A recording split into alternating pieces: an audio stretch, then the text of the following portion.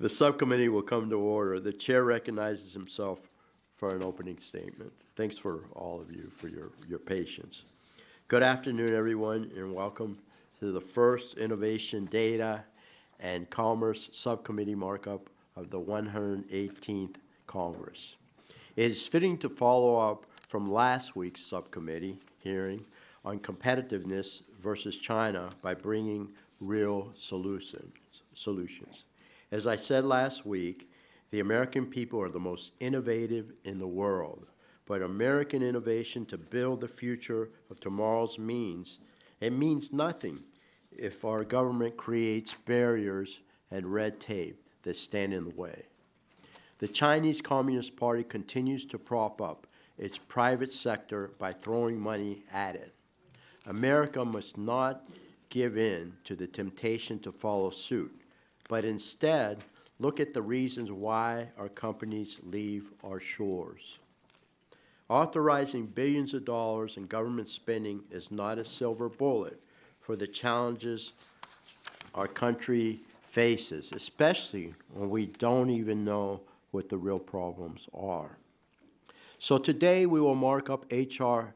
813, the Global Investment in American Jobs Act of 2023, a historically bipartisan bill that will help us understand what barriers stand in the way of increasing foreign direct investment from our friendly nations. I say friendly because, importantly, Mr. Pence included language to ensure China cannot meddle with America's innovative private sector. I appreciate that, Mr. Pence. Research has shown there is a close relationship between the higher inbound FDI and fostering more startup companies. Higher inbound FDI to the United States also encourages companies that are feeling the pressure for a return on investment to remain here at home, which is essential to securing America's supply chains. I want to thank Mr. Pence for his continued leadership on this legislation and for being a true ally for American innovation. Thank you, sir. We will also advance legislation to provide greater transparency to the American people about how China may be tracking them. We learned last week that China will stop at nothing to undermine our country, unfortunately, and it begins with collecting information about the American people. So collecting information about the American people and our constituents. We saw live coverage as the CCP deployed a spy balloon that traveled across the country and was not shot down until it had traveled our coasts from Pacific to the Atlantic.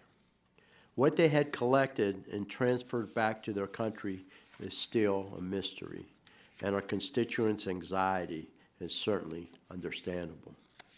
But let's also remember that the threat we face today the threats we face today are not only at 60,000 feet, but are also in the palms of our hands.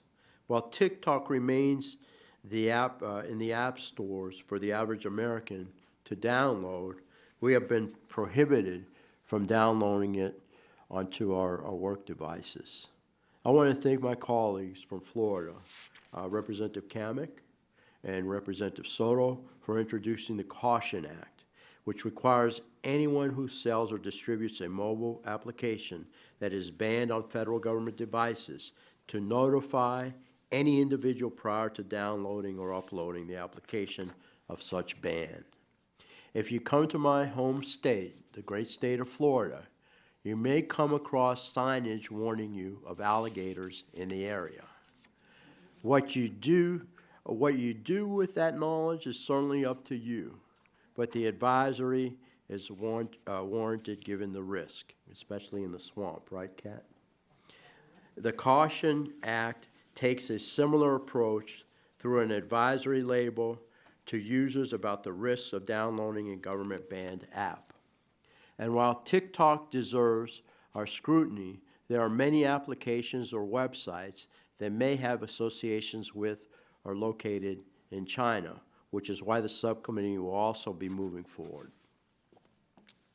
We're going to move forward H.R. 784, the Internet Application ID Act, from Representatives Fulcher and Representative Pappas, and H.R. 742, the TAIL Act, from Representatives Duncan and Representatives Cantor, Marcy Captor.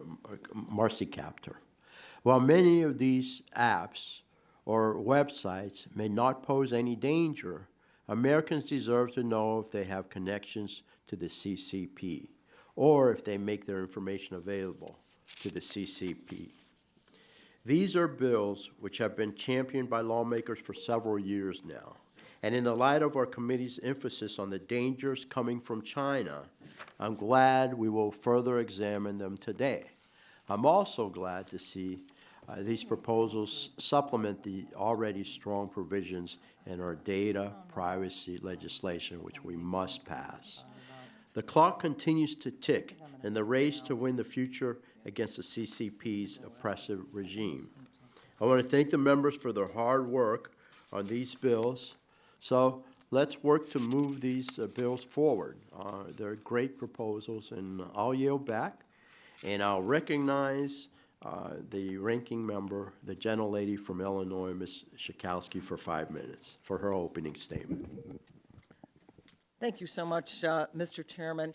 You know, this subcommittee has a proud history of working collaboratively and across the aisle. Last Congress, Chairman Bilirakis and I was the chairman at the time, and I'm proud that we are now just switching positions here because I think we can work together.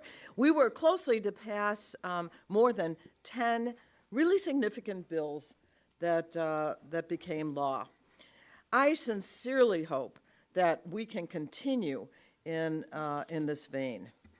I'm a bit concerned, though, that this hearing is not consistent with our usual procedures. Two of the bills that we are considering today have never been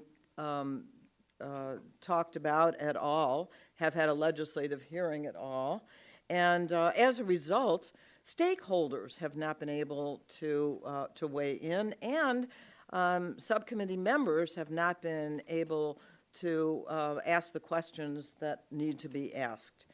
That said, the issues that these bills address are very important. It is important that our economic policies support American values and American competition. Congress absolutely has to do more to protect our constituents, their privacy. We have a lot to work to do to protect their privacy and information from China and from the Chinese Communist Party as well, and as well as promoting American businesses and our supply chain. So unfortunately, though, I think the 5 bills that we are discussing today need more proper scrutiny and vetting.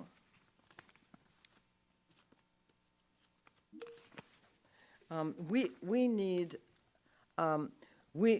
stakeholders to weigh in to identify unintended consequences and how we can make sure that we address that. For example, one potential consequence is that hotel chains with locations in China may be required to make very confusing disclosures to consumers. We want to make sure that they aren't involved in the requirements of the bill. I will offer an amendment to one of the bills based on on stakeholder feedback that we received last year. But for, I'm going to look at the time, let's see. But for the other 4 bills, I would ask for a commitment from you, Mr. Chairman, and I'm hoping that we can do this, to work together to get the stakeholders' feedback and to amend bills as appropriate. So I look forward to working closely with you, Chairman Bilirakis, as we have done so well in the past, and my colleagues across the aisle to address these issues that I absolutely agree are very, very important. But we want to make sure that they really are ready for prime time. And with that, I yield back. I want to thank the ranking member, and now it's my pleasure to recognize the chairman of the full committee, Mrs. Rogers, for her 5 minutes. Thank you. Thank you, Mr. Chairman, and welcome to everyone to the first Innovation, Data, and Commerce Subcommittee Markup of the year. The bills we're considering today encompass this subcommittee's mission, promoting and protecting American leadership and beating China. It's no secret that the Chinese Communist Party wants to replace the U.S. as the global economic and technological power. Their surveillance balloon looming above our heads last week was a clear reminder that the Chinese Communist Party does not seek to build trust with us. This is a regime that suppresses free speech, surveils its own citizens to control them, and commits countless human rights abuses. We must ensure that technologies of tomorrow are developed in an ecosystem that promotes American values and protects American data from the CCP's malicious behaviors. This committee plays a vital role in advancing American competitiveness and global technological leadership. Together, we can lead on this subcommittee to ensure that America, not China, is determining our economic future. I appreciate Mr. Pence for picking up the torch on the foreign direct investment legislation that I had sponsored in the 116th Congress. If this country is going to lead, we need it to be the best place for businesses to set up shop. That means removing obstacles, whether they're regulations, taxes, workforce, or all of the above. FDI is crucial for the United States. It creates more jobs here, strengthens our supply chains, and improves our international stature. There's a reason that companies can't succeed here in America. Throwing money into government programs without identifying the root cause of failure is no path to economic prosperity. I appreciate Mr. Pence has clarified the legislation and ensured that China won't be the source of that FDI. Several of our bills today would strengthen data protections, an issue that united us last year because it is a top priority for the American people. I want to say up front that the bills from Reps. Duncan, Kamek, and Fulcher in no way serve as a substitute for our next steps to enact a comprehensive privacy and data security protections. These bills are complementary to the strong protections against China that were included in ADPPA. Mr. Duncan has rightfully identified that no matter how much we do to secure our networks, our data still travels around the world. The American people deserve to know when that occurs, especially given the control countries like China have over companies in their country and the data that they collect. Legislation from Ms. Kamek with Mr. Soto proposes a straightforward step to address TikTok. Their proposal would require a warning for users before downloading the app, which will make it clear to everyone that the federal government has already deemed it not fit for government mobile devices. Mr. Fulcher and Mr. Pappas have a bill that will shine a light on other apps, aside from TikTok, that originate in China. This is just the start of solutions we consider on this subcommittee in the next 2 years that address both domestic and foreign companies with ties to adversaries like China. Republicans spent considerable time at the beginning of the last Congress to develop legislation that protects and will protect and promote our supply chains. Unfortunately, the former Speaker's office intervened and it devolved into partisan language that didn't survive USICA. In securing American technological and economic leadership is a bipartisan goal. As we move these bills through regular order, I am committed to making sure that these bills are ready for prime time. Definitely want to get the feedback from the members from both sides of the aisle. We are united in our goal and our efforts to protect Americans' data, secure our supply chains, and ensure American innovation and entrepreneurship is leading to anchor the technologies of tomorrow here in the United States. I yield back. And I'm confident they will get it done under your leadership, Madam Chair. Thank you for giving me the opportunity to chair this subcommittee. Thanks for your confidence in me. Now I'll recognize the gentleman from New Jersey, the ranking member of the full committee, Mr. Pallone, for 5 minutes for his opening statement. Thank you, Chairman Bilirakis. Today, the subcommittee is holding a markup on 5 bills, 2 of which have never had a legislative hearing. And this is unfortunate because I believe these 5 bills are areas where Democrats and Republicans share similar goals for securing our nation's supply chains and ensuring everyone in the U.S. is informed about who is storing their sensitive data and where it is stored. While this committee has the opportunity to enact real positive change in the lives of everyday Americans, it's unfortunate that the Republican majority is not taking these bills to regular order so that we can hear feedback on the bills from interested stakeholders to ensure there is no unintended consequences. So I hope this is not the way the chairs plan to run this subcommittee and committee over the next 2 years. Now let me get to the legislation before us today. 2 of the bills, H.R. 813, the Global Investment in American Jobs Act, and H.R. 752, the Securing Semiconductor Supply Chain Act, focus on America's supply chain resilience. The COVID-19 pandemic exposed the vulnerabilities in the U.S. supply chain, which had devastating effects for first responders, patients, and everyday Americans. Now, I'm glad to see the Republican majority has made it a priority this Congress to address and strengthen U.S. supply chain. It's critical that we work together to ensure that the disruptions we saw over the past 3 years never happen again. And that's why I am discouraged by the Republicans' refusal to include in this markup the substantive and comprehensive supply chain bills that Representatives Blunt, Rochester, Dingell, Kelly, and Wild worked so hard on in the previous Congress and reintroduced last week.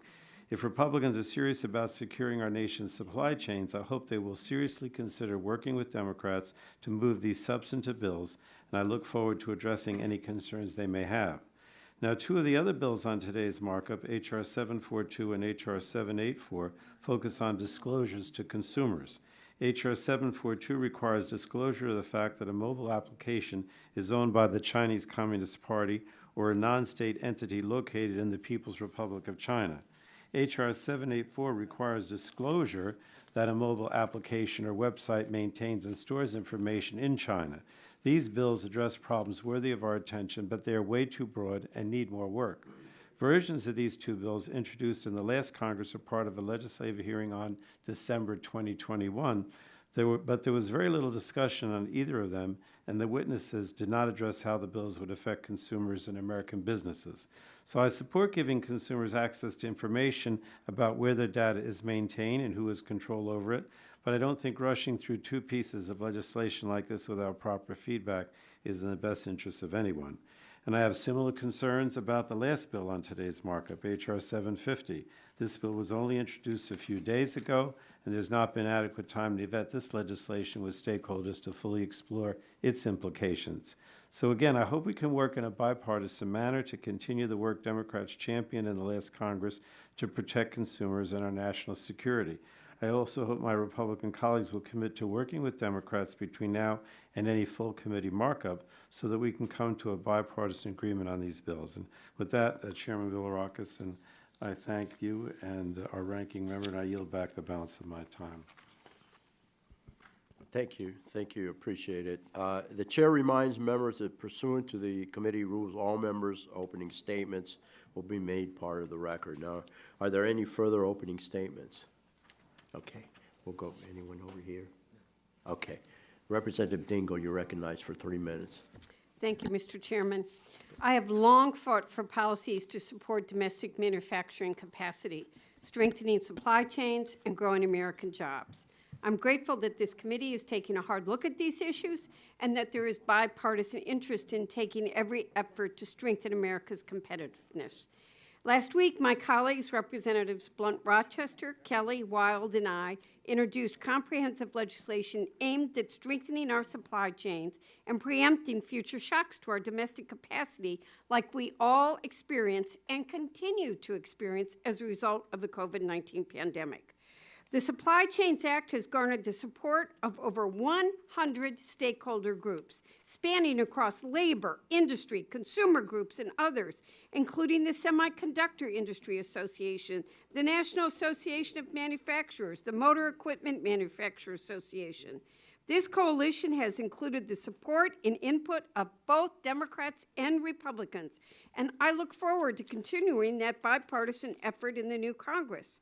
I'm hopeful that our legislation can be considered before the committee, given its relevance to American competitiveness.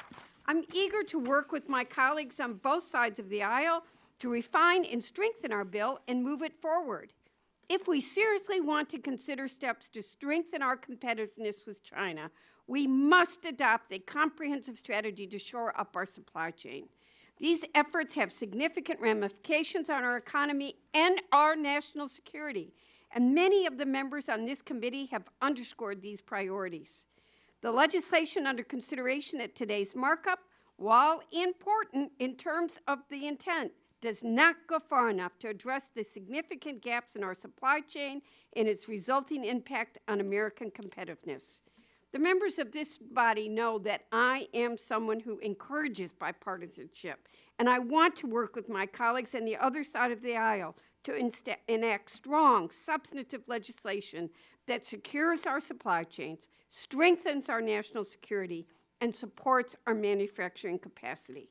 I'm looking forward to today's discussion of these bills and to working with the members of this committee to achieve those goals. The gentlelady yields back? Yes, okay. Anyone on the Republican side? Anyone on the Democrat? Additional? Okay. Ms. Blunt Rochester, please. You're recognized for 5 minutes, and 3 minutes, excuse me, 3 minutes. Thank you, Mr. Chairman. Last week, I called the U.S. economic competition the issue of the moment. And we need to meet this moment head on, and we'll lag behind our allies and our adversaries.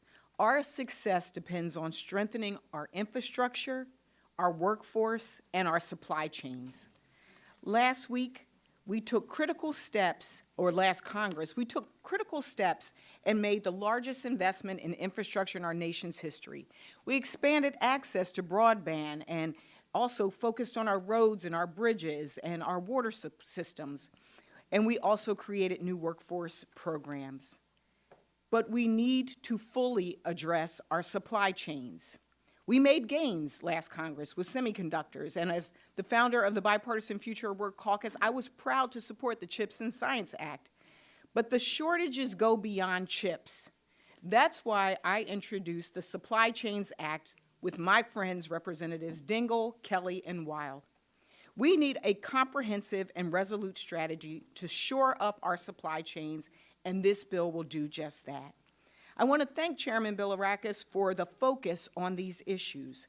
I'm hopeful that this committee will act on the progress that has been made and will also act on my Supply Chains Act bill. And I've also shared with the chairman personally that I am committed to working with my Republican colleagues on energy and commerce to get what we need done together. This isn't a Democratic issue, it's not a Republican issue, it's an American issue. And it is about our wealth, it's about our health, and our national security. My Supply Chains Act is supported by over 150 organizations, from businesses to labor unions to trade associations. And Americans want solutions to the ongoing supply chain issues to help lower cost and shorten time even to receive goods. Ultimately, the reality is that there is more at stake here. The war in Ukraine and the substantial aid that we provided has also exposed the weaknesses in our military supply chains as well. Civilian and military supply chains overlapped often, which pits national security interests against civilian consumer interests. Supplies of critical minerals like titanium and products like composites are crucial to the military and to commerce, yet the scarcity of these materials creates several disruptions. The threats from China, Russia, and their allies mean that we must take action now and that the solutions will affect our national security and it will take time to implement. So we've got to act now. We have an opportunity to deliver big for America, and I am hopeful that my colleagues will work in unity on transformational and comprehensive policy to bring jobs back home, to lower costs, and to keep us safe. Let's seize the moment. I yield back. I thank the gentlelady, and I look forward to working with her on these issues. Yeah. Next, I'm going to recognize the gentlelady from Florida, Ms. Kat Kamick, for 3 minutes, please. Thank you, Mr. Chairman, and thank you to all my colleagues for your commentary today. You know, I think, all agree that supply chain mapping and resiliency are important, and I agree that Secretary Raimondo can play a leadership role, certainly. However, just like in broadband, we must map where there is a problem before throwing money at it, and we know that has been a challenge in broadband deployment. The last Congress enacted significant programs at the Department of Commerce that will cost tens of billions of dollars. We owe it to the taxpayers and, quite frankly, our children who will be paying for this to make sure that Commerce gets the CHIPS and broadband programs right before we open up the checkbook for more initiatives there. This is why Mr. Pence's legislation is so important. And I might add has predated the supply chain proposals. We need to review why companies aren't investing here and identify barriers, as money is not the only barrier to entry. For my friends across the aisle, let me remind them about last Congress. Republicans worked on supply chain language in a bipartisan way in this committee for the first half of 2021 at Republicans' request, only to see our work product subverted by the previous Speaker's office, parceled out, and bypass the committee process to become part of the failed USICA experiment. Speaker Pelosi certainly was no friend to this committee last Congress when it came to supporting bipartisan legislation. So if my colleagues are inclined, we can certainly set the clock back to the beginning of the previous session and work on common sense, bipartisan legislation and solutions that have the taxpayers in mind. For today, however, I think we should focus on the good, bipartisan legislation that we are considering and move forward. Mr. Chairman, I yield. Yeah, Representative, thank you for yielding back. Appreciate it. I recognize Ms. Kelly for 3 minutes. Oh, okay. All right. I'm sorry, Kathy. All right, let's recognize Ms. Castor first. I'm sorry. Thank you, Mr. Thank you. Chairman. For 3 minutes. Colleagues, last Wednesday, this subcommittee held its first hearing on America's competitiveness with China, and the witnesses at that hearing told us that the competitiveness issue is critically important, it's complex, and it will take a thoughtful approach by Congress to ensure America outcompetes China and that we adopt effective tools that protect us from surveillance. And House leaders on both sides of the aisle recognize the importance of America maintaining its competitive edge over China, as evidenced by the creation of the bipartisan Select Committee on the Strategic Competition between the U.S. and the CCP. I was appointed by Leader Jeffries to serve on that committee and look forward to our work and thoughtful bipartisan policies to improve U.S. competitiveness, strengthen our national security, and advance clean energy goals. But this committee and the American public would benefit from a thoughtful approach as well, because the bills before us are flawed and weak, especially the 3 bills focused on disclosure alone that are being rushed. Some of the underlying aims of these bills are good, but if we're truly worried about Chinese apps, just requiring disclosure is woefully inadequate, especially for apps like TikTok that are targeted at our kids. Data access, surveillance, and tracking by domestic interests and foreign adversaries extend beyond TikTok and encompass some of the largest social media platforms, search engines, and others. In fact, just over the past week, documents have come to light in a lawsuit that tens of thousands of software developers in China, Russia, and other high-risk countries may have had access to detailed Facebook user data for years. This is alarming. So we need to act now to protect our privacy online. We need to block our personal data from being transferred to China, Russia, and other actors. We need to end the incessant surveillance, the gathering of data that's used to target Americans, manipulate our kids, and engage in propaganda campaigns.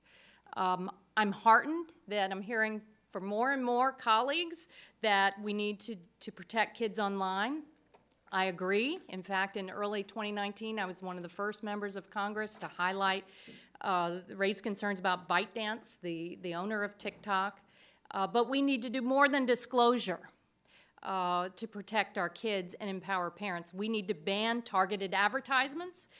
We need a prohibition on harmful, manipulative user interface design, restrictions on I'm fired up about this. I'm so concerned. I can't take it. We need restrictions on age. We need an age-appropriate design code. The problem is bigger than just Chinese apps, although the Chinese apps are some of the most harmful. I hear what Chair McMorris-Rogers is saying. I know she is committed to doing this. But these bills are inadequate solutions. We need to do so much more, and we need to act urgently to do it. So I'll look forward to working together on this. I yield back my time. Thank you. I'll remind the gentlelady, my good friend from Florida, the Tampa Bay area, we just got started. Help is on the way. I promise you that. Good legislation is on the way. Appreciate it very much. Okay, now I don't think we have anybody on the Republican side. Is that correct? All right, I'll recognize Representative Kelly for 3 minutes. Thank you, Mr. Chair. America cannot continue being prosperous without the capacity to produce. And the recent COVID-19 pandemic taught us all that we cannot have security without supply chain resilience. We cannot have another American century with a manufacturing base in decline. As I mentioned at last week's subcommittee hearing, we need a whole-of-government approach to monitoring and supporting critical manufacturing supply chains instrumental to our economic welfare and national security. And I'm hopeful that we get meaningful supply chain legislation to President Biden's desk. This is why I'm so glad to see my colleagues on the other side of the aisle acknowledge and consider legislation that will begin to address our nation's supply chain problems that have only been exacerbated by the pandemic. Legislation aimed at strengthening our nation's supply chain, resilience continues to be necessary to protect our economy and American manufacturing. That is why I was also so proud to join Congresswoman Lisa Blunt Rochester, Debbie Dingell, and Susan Wild in introducing a comprehensive set of bills to strengthen U.S. supply chains and spur domestic manufacturing of critical goods to grow the U.S. economy and enhance America's national security. My specific bill, the Supply Chain Mapping and Monitoring Act, would create an Office of Supply Chain Resiliency and Crisis Response at the Department of Commerce to help us identify supply chain issues early on and mitigate impacts for manufacturers and consumers. As this committee continues to work on legislation to strengthen America's competitiveness, I ask that we take up such legislation. In closing, the COVID-19 pandemic has made it perfectly clear that disruptions to our supply chain have major detrimental impacts on our economy, on our manufacturers' ability to get their products to market, and on consumers' ability to find the products they want or need to purchase. This requires an immediate solution, so I invite my colleagues on both sides of the aisle to prioritize bolstering our nation's supply chain resilience and consider each approach equally. Thank you, and I yield back. Thank you, gentlelady yields back. I don't see anyone else. Of course, you can submit your opening statement for the record. We'll get started. The chair calls up H.R. 750 and asks the clerk to report. H.R. 750, to require any person that sells or distributes a mobile application that the federal government has prohibited for government-owned devices. Without objection, the first reading of the bill is dispensed with, and the bill will be open for amendment at any point. So ordered. The chair recognizes Representative Kamick for the purpose of offering an amendment in the nature of a substitute. Thank you, Chairman Bilirakis. I have an amendment at the desk. Amendment in the nature of a substitute to H.R. 750, offered by Ms. Kamick. Without objection, the reading of the amendment is dispensed with. Representative Kamick is recognized for 5 minutes to speak on the amendment. Thank you, Chairman Bilirakis, and all of my colleagues here. Today, I am so glad that we are considering the Caution Act, of which I am proud to lead with my friend and colleague from the great Sunshine State of Florida on this subcommittee, Mr. Darren Soto.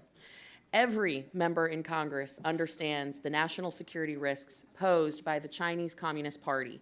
The CCP has very publicly stated their goal to undermine U.S. leadership in the world, and part of that mission involves international espionage efforts against the United States government, our citizens, and our allies. A critical part of this operation is a massive data collection on American citizens across the country through a variety of methods, which includes TikTok. What many Americans across the country view as an innocuous social media app filled with fun dances, filters, and trends is in fact a method by which the CCP is collecting information on all users. TikTok, which is owned by ByteDance, a privately held company that is headquartered in Beijing, is actually not a private company. People must be reminded that the so-called private companies in China are actually required by law to turn their user data over to the CCP. In short, the government owns them, and by extension, everything that they collect data on and their users. In December of 2022, FBI Director Chris Wray noted that the Chinese government can control TikTok's recommendation algorithm that allows their government to manipulate content that could be used for influence operations, in addition to the data collection risks for other espionage operations. On December 29th, 2022. Recognizing these security risks of TikTok, the president signed into law No TikTok on Government Devices Act, which prohibits TikTok from being downloaded or used on any device issued by the United States government or government corporation. The Caution Act of 2023, which I introduced with Representative Soto, would build off of the prohibition of TikTok on federal devices to inform consumers of the security risks posed by using the app. Specifically, the bill would require any person selling or distributing a mobile app that is banned on federal government devices to disclose the fact in a clear and conspicuous manner to any individual who downloads, updates, or otherwise uses the application. This required disclosure would be enforced by the Federal Trade Commission. Every person using TikTok in the United States, at minimum, deserves to know that the federal government has banned the use of the app on federal devices due to the severe security risks. This bill would properly inform individuals of the risks prior to downloading or updating the app. Again, I would like to thank Mr. Soto for helping lead this effort with me, and would like to thank Chairman Bilirakis for considering this bill in today's markup. I encourage all members of the subcommittee to support it, and with that, I yield back. Thank you. The gentlelady yields back. Representative Soto, you're recognized for 5 minutes.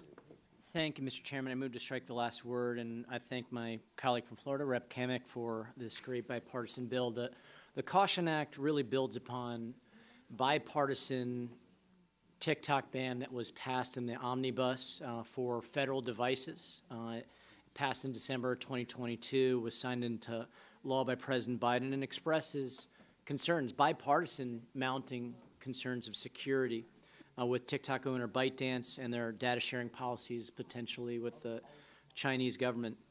And so certainly we want to make sure that the public, including federal employees, get knowledge, receive knowledge and notice that the app was banned from federal devices. I do share the rank member's concern that we want to hear more from the public, and I know that we're all, our doors are open to hear folks' suggestions on this bill, and I do want to see as we go forward defining sells or distributes a mobile application, and that's something I look forward to working with my colleague on. But overall, great bipartisan bill. On another subject I know we talked about already, this committee is going to have a key role to play as we have the State of the Union tonight, hearing about key laws that were passed last term, like the Inflation Reduction Act, the Bipartisan CHIPS Act, 24 House Republicans, 14 senators on the Republican side, the infrastructure law where we saw 13 Republicans join us in the House and 19 in the Senate. This committee is going to play a key role in implementing these priorities for Florida and the nation to boost jobs, infrastructure, to lower inflation, to help with manufacturing and increase our microchip capacity, rural broadband that my colleagues have talked about, protecting our environment. So I hope in the spirit of bipartisanship, we'll continue to work together because Congress does have an oversight role that's going to be critical to help implement these key pieces of legislation to help all Central Floridians and all Americans. And with that, I yield back. I thank the gentleman. I'll recognize Representative Lesko for 5 minutes, please. Thank you, Mr. Chair. I move to strike the last word. As was already stated, TikTok is owned and operated by the Chinese company ByteDance. In June of 2022, FCC Commissioner described ByteDance as beholden to the Chinese government and required by law to comply with Chinese government surveillance demands. In December, as was noted, the Senate passed by unanimous consent the No TikTok on Government Devices Act to prohibit the use of TikTok on government-owned devices. More than half of the states have partially or fully banned TikTok from government devices. This legislation will make it clear to potential TikTok users that the app is banned on certain government devices, giving a stark warning of the dangers of the app to anyone about to download it. I want to thank my colleagues for introducing this bill, and I give it my full support, and I yield back. Thank you. Appreciate it. Now I'll recognize the ranking member Schakowsky. And for what purpose? To strike the last word? You're recognized, ma'am. Thank you. I just wanted to point out that Democrats may want to make some further changes to the legislation before we get it out of the, before we vote it out, but onto the full committee. But I did want to say that last November, Chairman Bilirakis and I wrote to Apple and to Google about the threat of TikTok surveillance of Americans. Google actually answered our letter, but Apple did not, and it is certainly very, very important for us to make sure that we are protecting our constituents and protecting their information from China, as was pointed out before, especially looking at the risk to children. We also, I think you as well as I, Mr. Chairman, actually met with the CEO of, or you're going to, of TikTok, and we're going to have a hearing with the CEO of TikTok in March. So, we are definitely also concerned about the threats that may be posed, and to get all the information that we need in front of this, in front of our subcommittee. And with that, I yield back. Would the lady yield? With the general lady. Would you yield? Yes, of course. Yes, appreciate you yielding. I find it noteworthy if you go to the App Store right now, top app right now, and it has been as long as I've been tracking this, is must-have on Apple App Store, TikTok. Yeah, to your point. I yield back. Do you yield back? Yes. Okay, all right, very good. All right, if there's no further discussion, any further discussion? Okay. The vote occurs on the amendment in the nature of a substitute. All those in favor signify by saying aye. All opposed, say no. Okay. The ayes have it, and the amendment in the nature of substitute is agreed to. The question now occurs on forwarding H.R. 750 as amended to the full committee. All those in favor say aye. Those opposed? Okay. The ayes have it, and the bill is agreed to. Very good. Good job.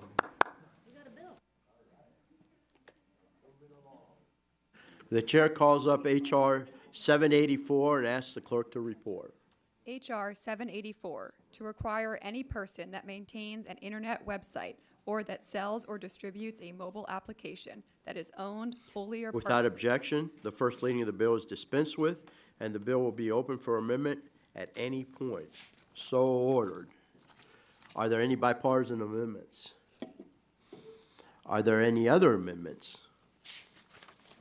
It doesn't appear to be. The question now occurs, unless we have somebody that wants to discuss the bill. Anybody here?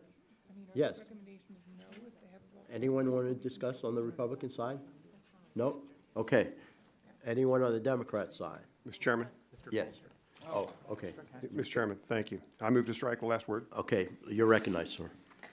Thank you, Mr. Chairman.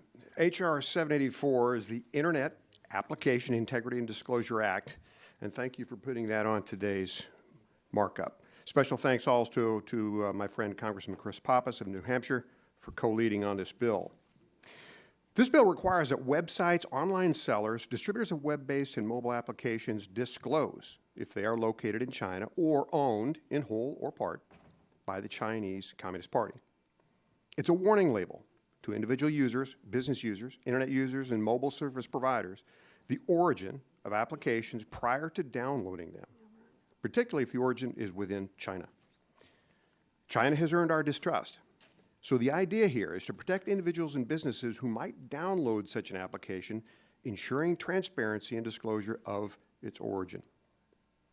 Mr. Chairman and members of the subcommittee, it's important because the Chinese government, largely through the CCP, has infiltrated the private market, seeking to disseminate misinformation as well as to collect information on user behavior.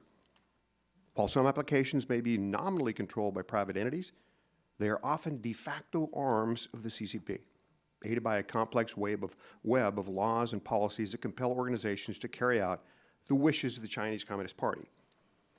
Digital products controlled by the party give them access to sensitive information regarding application service providers and end users, including precise geolocation, online user patterns, and the content of private user conversations. Chinese officials have historically used such information for nefarious purposes, including to pursue Chinese Americans and others who protest or legally defy Chinese government policies, or to monitor sensitive business transactions. China is utilizing its 2021 Personal Information Protection and Data Security laws to control how companies operating in China treat user information, both domestically and abroad. In the past few years, Congress and this committee have found bipartisan ways to address similar concerns with bills such as the American Data Privacy and Protection Act, the Secure and Trusted Communications Network Act of 2019, and amendments to the recent National Defense Authorization Act.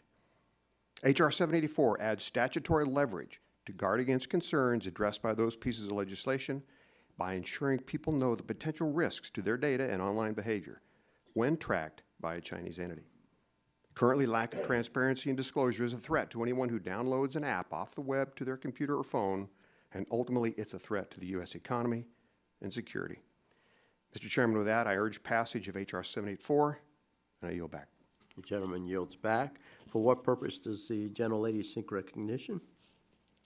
You speaking to me? Yeah, to you. Oh, okay. Thank you, Mr. Chairman. You know, this You bill. move to strike the last word. Okay. I asked to strike the last word. Very good, thank you. So this bill is very broad and vague.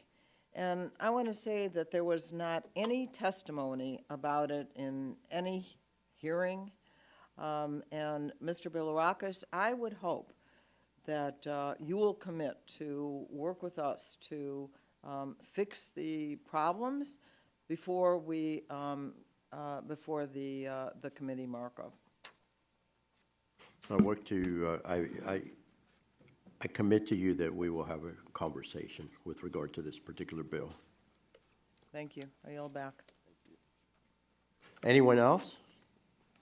All right, then let's get on with it. The question now occurs on forwarding H.R. 784 to the full committee. All those in favor, say aye. Aye. All those opposed? Okay, the ayes have it, and the bill is agreed to. The chair calls up H.R. 742 and asks the clerk to report. H.R. 742, to require that any person that maintains an internet website or that sells or distributes. Without objection, the first reading of the bill is dispensed with, and the bill will be open for amendment at any point so ordered. Are there any bipartisan amendments to the bill? Are there any other amendments to the bill? Seeing none, we will recognize Mr. Duncan. For what purpose, sir? Mr. Chairman, I move to strike the last word. You're recognized, sir. Thank you. Mr. Chairman, for the last week, the nation has been vigilantly watching as a spy balloon from China made its way across the entirety of our country, taking pictures as it went, along with whatever else we find out it was collecting. We may never know the extent of the damage done to our national security by this week-long cross-country escapade. While I'm especially glad that the balloon was popped in South Carolina's airspace, the reality is that the data that the Chinese government got from the balloon is a drop in the bucket compared to what they get from the apps on the average American cell phone. So I rise today to speak on behalf of my bill, H.R. 742, the Telling Everyone the Location of Data Leaving the United States Act, or TEL Act. TEL makes a simple requirement of mobile applications and websites.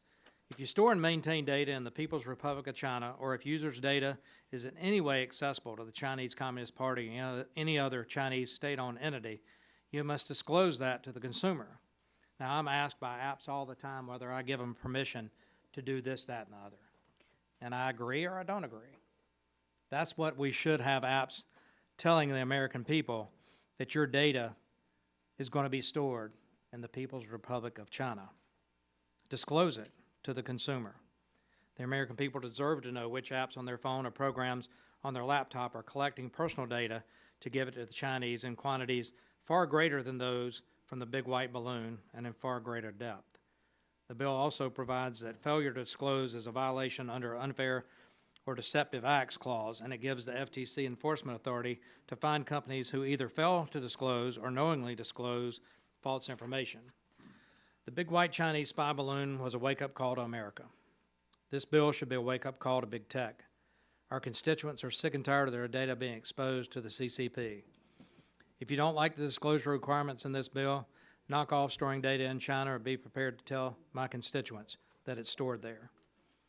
I want to thank my Democrat co-lead on this bill, the gentlelady from Ohio, Marcy Kaptur, especially for her leadership in fighting against Chinese abuses over the entirety of her long and distinguished career.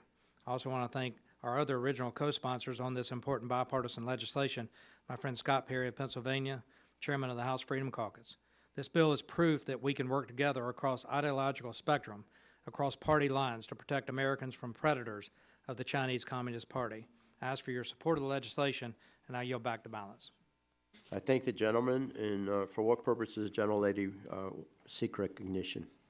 To strike the last word? That you're recognized. Yes, I'm not going to disagree that big tech needs to be reined in, but this is a very broad and in many parts vague piece of legislation. And once again, this is the second of the bills I wanted to mention where there has been no testimony about or any hearing. And I, again, would like to ask you, Mr. Bilirakis, that you work with us, that before we move this bill along, that we have a commitment from you that we can discuss its content. I will Would the commit. gentlelady yield?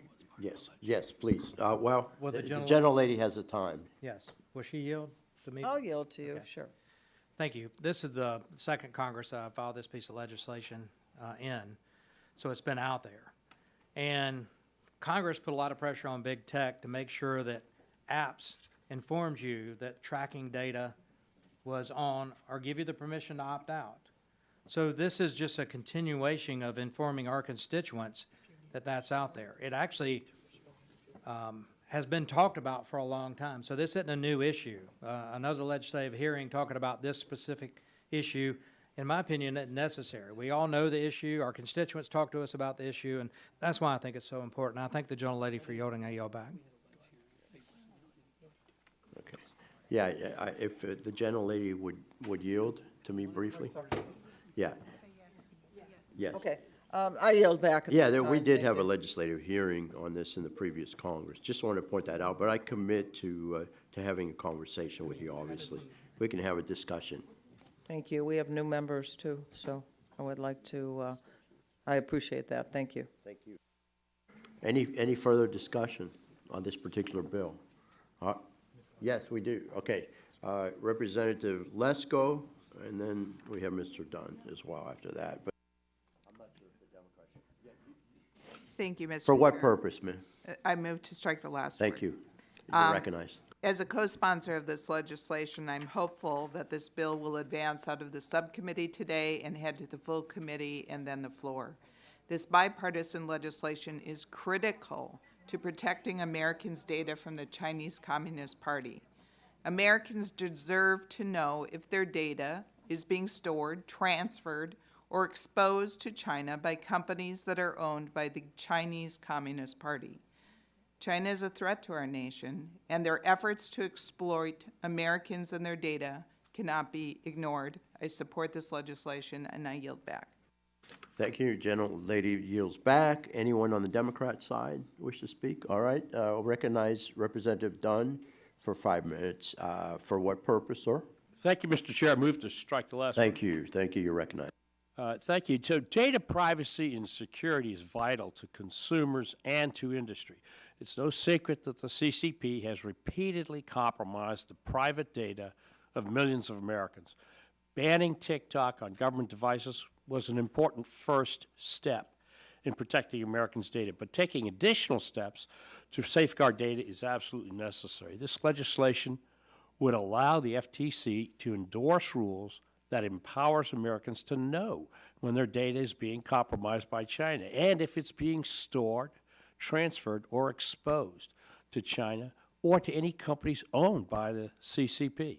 I'm thankful that this committee and the China Select Committee are taking steps to protect Americans, in addition to taking the threat from China seriously.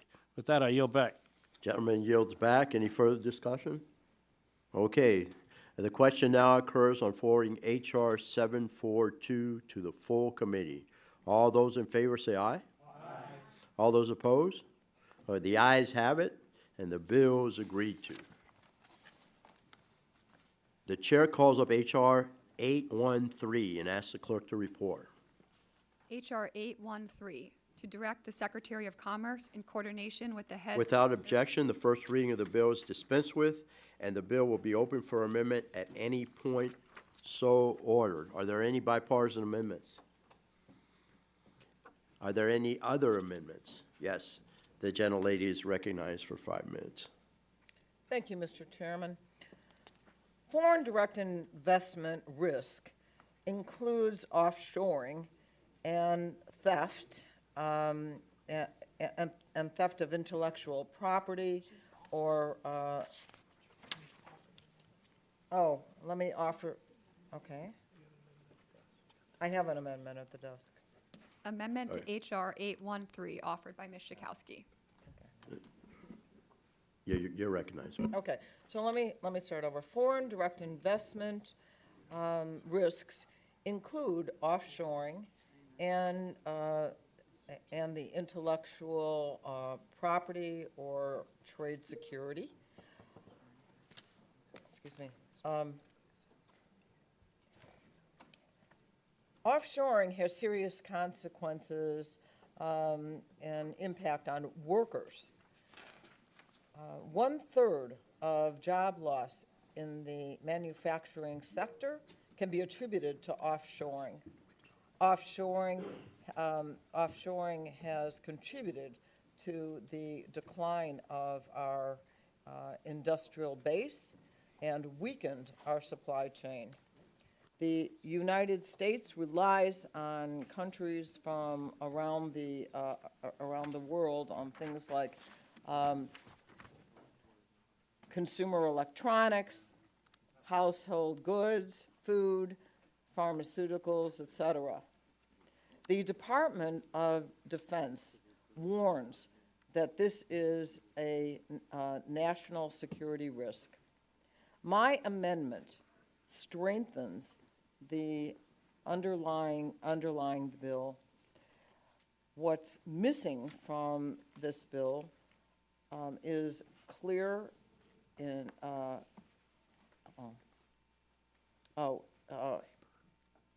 sorry, what does that say? Labor. I'm sorry. I think most of the people on this committee know I have a disability when it comes to reading. I'm doing my best.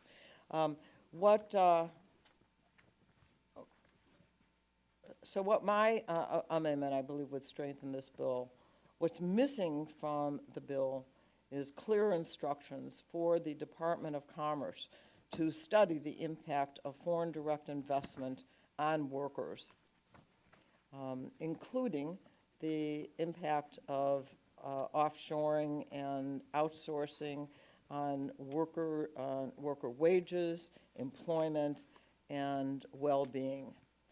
Foreign direct investment should not weaken the economy and should strengthen our national security. And we should make the United States the most attractive and is that right? Okay, attractive country in the world to investment, but workers and our national security cannot be on the line here. And so I think this amendment would be helpful to the legislation that is before us today. And I yield back.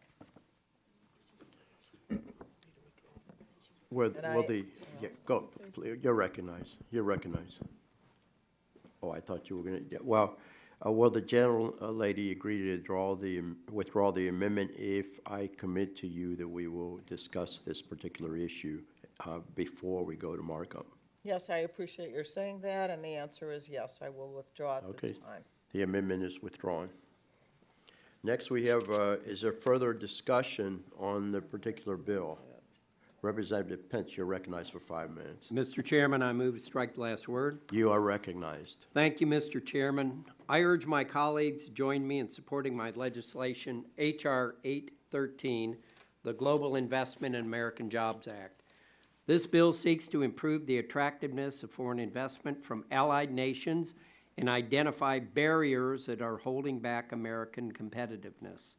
Over 200,000 Hoosiers are directly employed by international companies, 56% of which are in the manufacturing sector, many in my own hometown. Because of our long storied history as a leader in the manufacturing industry, companies across the world have keyed into and on Indiana. Before companies started outsourcing operations from my district to China and other countries, company towns had lifted small and rural communities across the Hoosier state. Take Cummins Engine Company, for example. I have lived in Columbus my entire life, and nearly every family, my own included, has some connection to the company that has helped build and grow Columbus, Indiana. And now, as companies across the world rethink their partnership with the Chinese Communist Party, we have an opportunity to bring back stable, good-paying jobs through investments from allied nations. Importantly, this legislation would also seek to uncover actions from the Communist Chinese Party to gain access to U.S. markets and circumvent national security laws. For decades, China has built a calculated strategy to corner global supply chains through IP theft and free market manipulation. H.R. 813 addresses anti-competitive practices of the CCP to undermine innovation and gain footholds in next-generation technologies. I'm encouraged that the Global Investment in American Jobs Act has long had broad bipartisan support, and I look forward to working across the aisle to pass this legislation.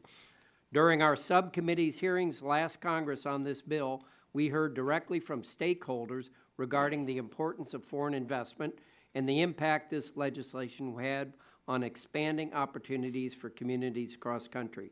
I urge support for this bill, and I yield back the balance of my time. Thank you. The gentleman yields back. Is there any further discussion on the Democrat side? Yeah, we'll recognize Ms. Blunt-Rochester for 5 minutes, please, on this particular bill. Thank you. Thank you, Mr. Chairman. I applaud Mr. Pence's efforts to bring American jobs back to the United States, and I believe we can go further. This can and should be part of a larger comprehensive strategy to reshore jobs to the United States. According to the International Monetary Fund, the United States is currently the world leader in attracting foreign direct investment to its shores. In 2022, the IMF reported that we attracted nearly $5 trillion in investment. While it is true that China has been attracting FDI at alarming rates, the good news is that America is still ahead, and America attracted more investment at a greater rate. We need a periodic and comprehensive strategy akin to the National Defense Strategy that determines the strength and weaknesses of manufacturing and supply chains in America.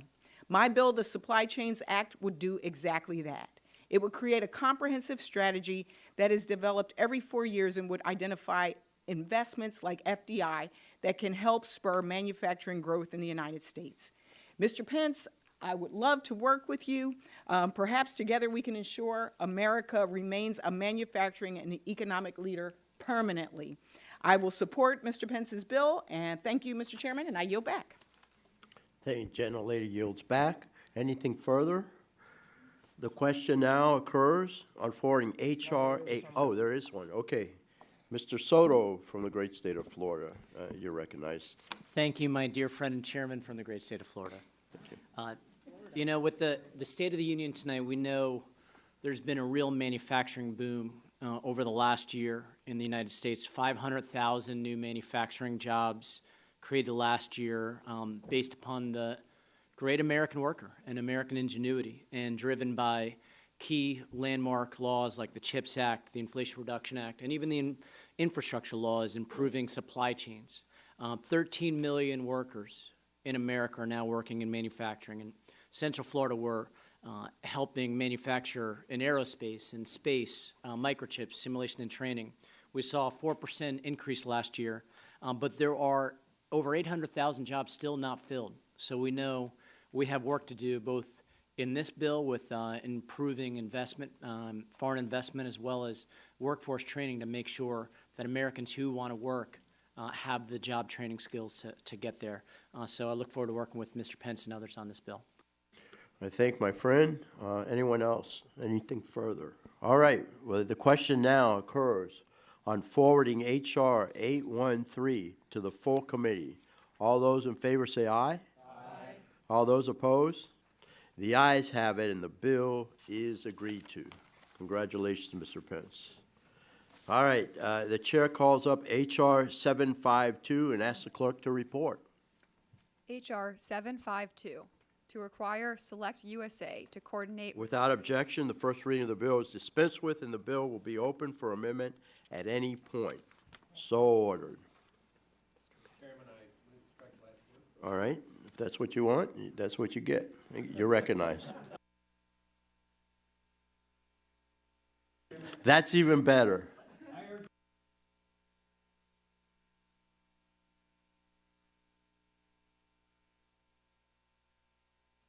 I urge my colleagues to join me in supporting H.R. 752, the Securing Semiconductor Supply Chains Act, which I co-led with Congressman Eshoo. This bipartisan bill seeks to uncover barriers to expanded foreign direct investment into domestic manufacturing for semiconductor chips. Over the past few years, Hoosiers in southern Indiana felt the ripples in our economy caused by shortages of semiconductor chips. Auto manufacturers like Honda and Greensburg and engine developers like Cummins told me firsthand the potential impacts on day-to-day operations because of the chip shortage. We learned the hard way that our economy cannot rely solely on adversarial nations to secure semiconductor chips. My greatest priority in Congress has been fighting for policies that have the opportunity to create good-paying jobs for Hoosiers and all Americans. I urge support for this bill, and I yield back the balance of my time. I thank the gentleman. Are there any bipartisan amendments, just to be safe? Any bipartisan amendments? Any other amendments? I mean, I already spoke to. Okay, very good. If there aren't any, then the question now occurs on forwarding H.R. 752 to the full committee. All those in favor, say aye. All those opposed? The ayes have it, and the bill is agreed to. The clerk will call the roll on this particular bill. Ms. Rogers. Ms. Rogers votes aye. Mr. Bouchon. Mr. Bouchon votes aye. Mr. Wahlberg. Mr. Wahlberg votes aye. Mr. Duncan. Mr. Duncan votes aye. Mr. Dunn. Mr. Dunn votes aye. Ms. Lesko. Ms. Lesko votes aye.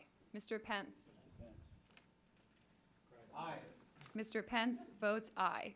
Mr. Armstrong. Mr. Armstrong votes aye. Mr. Allen. Mr. Allen votes aye. Mr. Fulcher. Mr. Fulcher votes aye. Ms. Harshbarger. Ms. Harshbarger votes aye. Ms. Kamick. Ms. Kamick votes aye. Ms. Schakowsky. Aye. Ms. Schakowsky votes aye. Ms. Castor. Ms. Dingle. Ms. Kelly. Kelly votes aye. Ms. Kelly votes aye. Ms. Blunt Rochester. Blunt Rochester votes aye. Ms. Blunt Rochester votes aye. Mr. Soto. Soto votes aye. Mr. Soto votes aye. Ms. Clark. Ms. Clark votes aye. Ms. Clark votes aye. Mr. Pallone. Votes aye. Mr. Pallone votes aye. Mr. Bilirakis. Votes aye. Mr. Bilirakis votes aye. All right, it's unanimous, correct? Well, you can, yeah, will the clerk tell us? Let her report.